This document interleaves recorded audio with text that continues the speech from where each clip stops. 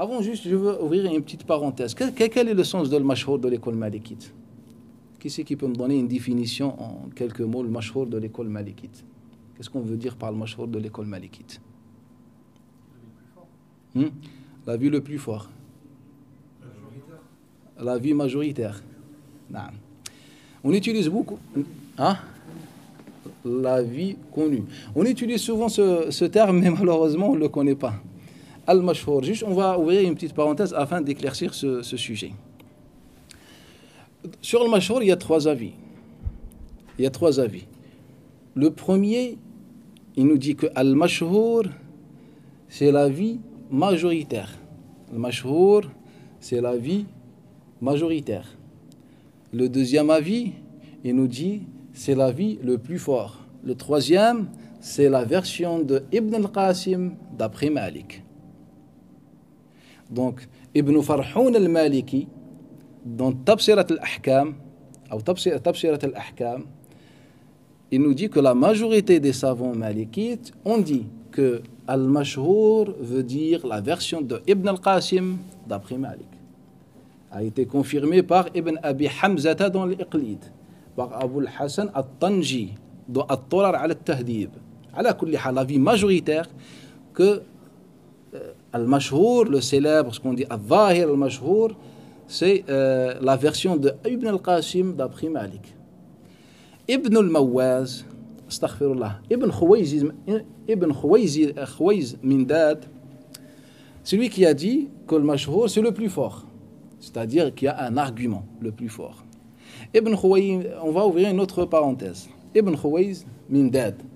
Ibn Khwayz Mindad, dans l'histoire de l'école malikite, il n'était pas évoqué par les savants les grandes références de l'école malikite, comme Ibn Abd al-Barr al-Baji, Abu al-Walid al-Baji, comme Al-Qadi Iyad, et même par les savants des autres écoles, comme par exemple Ibn Hajar al-Asqalani, lorsqu'il parle de lui dans son livre Lisan al-Mizan, il ne le considère pas comme savant. Mais dans ce temps-là, il est devenu un très grand savant de l'islam et on a rédigé plein de livres. Les avis de Ibn Khwayz Mindad, l'école de Ibn Khwayz Mindad. Et on a eu de doctorats, des diplômes supérieurs pour ses ouvrages, ses écrits. Ibn Khwayz, pour quelle raison? Ce n'est pas par amour à Ibn Khwayz Mindad. Car déjà l'imam Abu al-Walid al-Baji, comme le rapporte Qadi Iyad et les autres, il dit « Ma sami'tu lahu dhikran fil ulama » J'ai jamais entendu que les savants ont évoqué Ibn Khwayz Mindad parmi les savants. C'est quelqu'un, un musulman malikite, qui a des avis, mais il représente que lui. Pourquoi on a choisi cette part? Car c'est très important. Il faut comprendre chaque chose et l'origine de chaque chose et comment les gens ils pensent. Ce n'est pas juste lire un livre, il faut lire derrière. Pour quelle raison? Car Ibn Khwayz Mindad, on va le considérer comme le bras droit d'Ibn Taymiyyah. Car Ibn Taymiyyah, il a qu'une seule jambe. Par exemple, lorsqu'il nous dit qu'il n'y a pas de métaphore dans la langue arabe. Pour quelle raison? C'est juste pour éviter tous les textes notoires des Arabes avant l'islam qui prouvent qu'il y a une métaphore dans la langue arabe. Donc il était tout seul, il avait une jambe. Donc il a trouvé une autre jambe, c'est Ibn Khwayz Mindad. Il avait cet avis. Ibn al-Qayyim,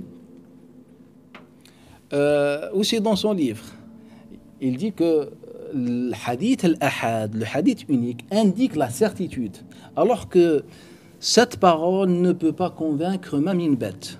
Pour quelle raison? Lorsque une seule personne me rapporte quelque chose, est-ce que j'ai la certitude qu'il ne peut pas se tromper? Il ne peut pas faire une erreur, il ne peut pas peut-être comprendre.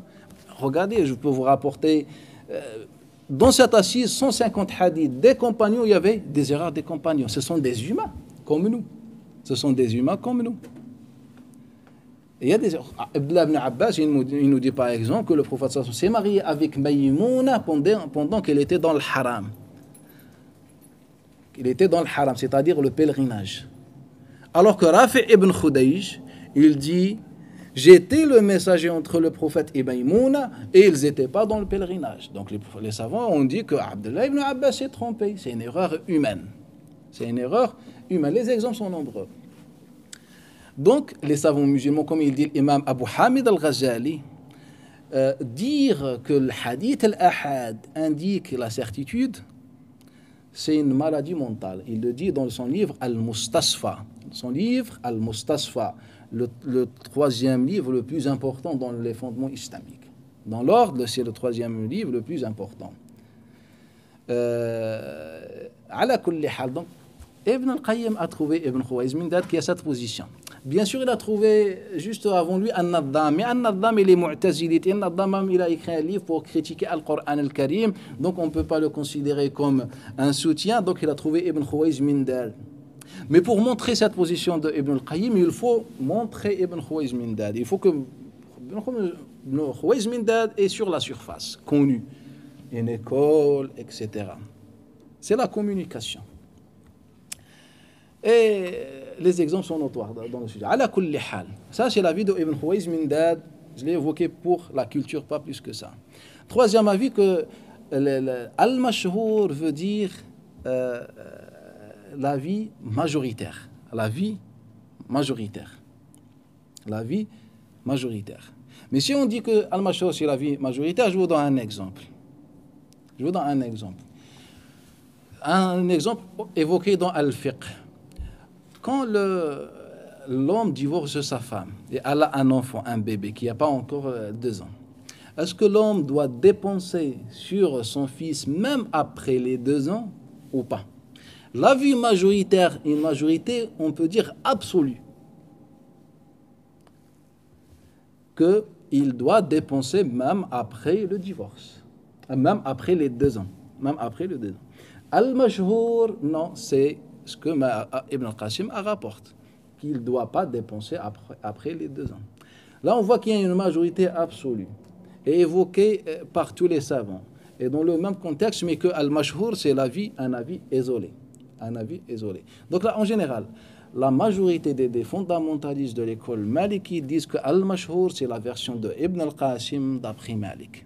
Ibn al-Qasim d'après Malik. Il y a une minorité qui dit que Al-Mashhour, c'est la vie majoritaire. Alors que si on veut l'appliquer dans la jurisprudence malikite, on va tomber dans beaucoup de contradictions, parce qu'on va trouver souvent que la vie al-mashhour, elle est minoritaire par rapport à la vie majoritaire. Par rapport à la vie majoritaire. Ala kulli hal.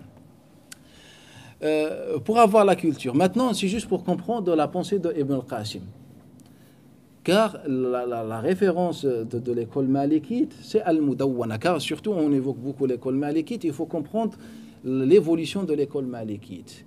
Le livre le plus important chez les malikites, c'est Al-Mudawwana, de l'imam Sahnoun, barakallahu fik. Car les gens prononcent Sahnoun. Ou bien dans les livres des biographies des savants qui ne sont pas malikites, ils prononcent Sahnoun. Comme par exemple Zahabi, il prononce Suhnoun. Cela nous montre quoi? Que lorsqu'on veut étudier quelqu'un, ou bien connaître la vie de quelqu'un, on revient aux avis des savants de l'école. C'est juste un exemple pour montrer qu'il n'y a pas une maîtrise en dehors de l'école. Ala kulli hal. Donc on dit Sahnoun. Et même certains récents malikites sont tombés dans l'erreur, ils ont prononcé Suhnoun en disant que Sahnoun n'existe pas dans la langue arabe. Et nous on leur dit non, Suhnoun n'existe pas dans la langue arabe, mais Sahnoun existe bien dans la langue arabe. Quel est l'argument pour ne pas aller loin? Hamdoun, c'est un mot arabe, un prénom arabe, Hamdoun. Hamdoun, pas Humdoun. Et lorsqu'on dit Suhnoun, ne peut pas être un prénom. Pourquoi? Car Suhnoun n'est pas utilisé comme prénom, comme le mot Usfour, l'oiseau. Usfour, Fu'loul. Donc si on revient à la science de sarf dans la langue arabe, si on dit Suhnoun, on ne l'applique pas sur une personne. Ce n'est pas un prénom. Ce n'est pas un prénom. Et quand on dit Sahnoun, il peut être appliqué comme prénom, comme par exemple Hamdoun, comme Hamdoun. Ala kulli hal. Donc Sahnoun, Ibn Saïd al-Tanouchi rapporte son livre Al-Mudawwana. Est-ce que vous connaissez l'histoire de Al-Mudawwana? Al-Mudawwana n'appartient ni à Sahnoun ni à Ibn al-Qasim. Elle appartient à Asad ibn al-Furath.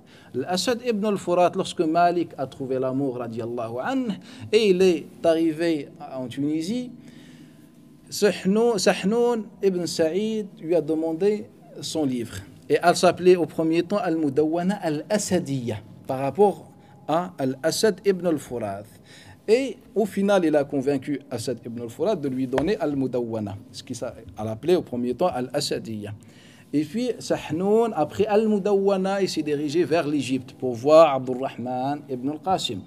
Et il a lu et relu le Mudawwana ou l'Asadiyya plusieurs fois auprès de Abdurrahman al-Qasim ibn al-Qasim. Et là, Abdurrahman al-Qasim lui a corrigé beaucoup de choses par rapport à la vie de l'imam Malik. Et la conclusion, elle s'appelle maintenant Al-Mudawwana.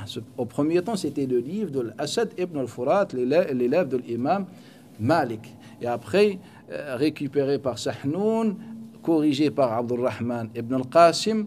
Et après, Imam Sahnoun l'a appelé Al-Mudawwana. Donc, l'avis le plus sûr de l'imam Malik, c'est celui de l'imam Abdurrahman ibn al-Qasim qui est rapporté par Al-Mudawwana. Pas, car on peut trouver l'avis de Ibn al-Qasim qui est rapporté par autres. Mais le plus sûr, c'est celui de Ibn al-Qasim d'après Malik, et ce qui est rapporté par Al-Mudawwana. Pourquoi Ibn al-Qasim? Car Ibn al-Qasim, c'est lui le seul qui est resté plus de 20 ans avec l'imam Malik et qu'avec l'imam Malik. Ibn Wahb, c'est parmi les anciens élèves de l'imam Malik, mais il n'était pas attaché uniquement à l'imam Malik. C'est pour ça, lorsqu'on va voir les chouyours d'Abdurrahman, d'Abdullah ibn Wahb, on va trouver qu'il avait beaucoup de chouyours. Mais Abdurrahman al-Qasim, comme cheikh principal, c'était l'imam Malik. C'est pour ça, celui qui maîtrise les avis de l'imam Malik, c'est l'imam Abdurrahman ibn al-Qasim. Abdurrahman ibn al-Qasim. Donc le livre le plus important, c'est celui de l'imam Sahnoun ibn Saïd al-Tanouhi, d'après Abdurrahman ibn al-Qasim, d'après Malik. Un autre livre qui est encore préservé jusqu'à maintenant, relativement, c'est le livre de l'imam Al-Utbi, Muhammad Al-Utbi, attribué à Utba ibn Abi Sufyan. Il s'appelle aussi Al-Mustakhraja.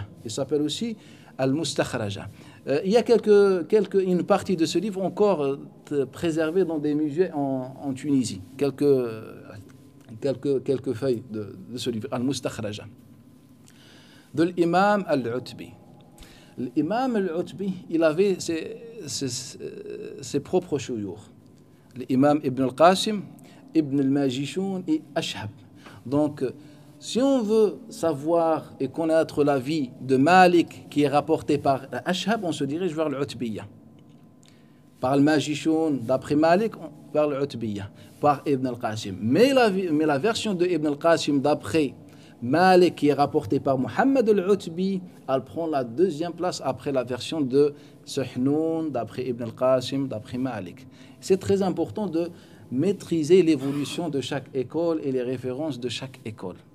Il est très important pour voir ce qui peut être conforme à l'école, à une école. Parmi les livres, pour terminer fermer cette fenêtre, Al-Wadiha de Abd al-Malik ibn Habib. Abd al-Malik ibn Habib, généralement, rapporte d'après deux personnes. Ibn al-Majishun et le deuxième, Mutrif, ou certains prononcent Mutarrif. Ou bien Mutrif ou Mutarrif. Donc les deux rapportent d'après Malik. Et le quatrième livre important et principal dans l'école malikite, c'est celui de l'imam Ibn al-Mawaz, Muhammad Ibn al-Mawaz, connu par Al-Mawaziyya. Ces deux derniers ont disparu. On peut les trouver un peu partout dans les anciennes références de l'école malikite. Mais pour les trouver comme livre, ils n'existent pas.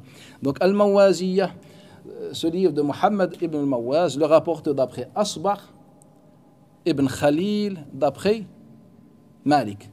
Il le rapporte aussi d'après Ibn Abd al-Hakam, d'après Malik, et d'après Ibn al-Majishun, d'après Malik. Et parfois, il rajoute d'après Isa ibn Dinar, d'après Malik. Ce sont les livres principaux de l'école malikite. Ala kulli hal. On revient, c'est juste une fenêtre concernant ce qu'on appelle Al-Adhar ou Al-Mashhour dans l'école malikite.